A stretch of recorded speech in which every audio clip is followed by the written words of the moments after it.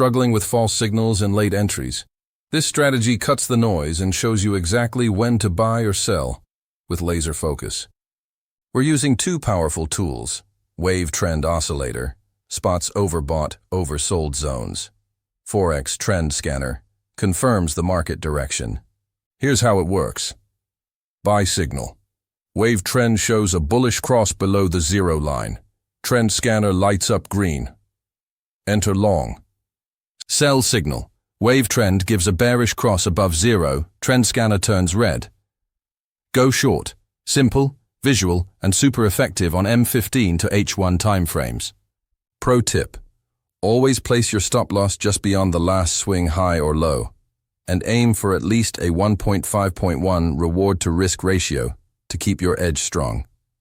This strategy filters out the noise and keeps you on the right side of the trend. Download the full template and free indicators at forexmt4indicators.com and start trading smarter today.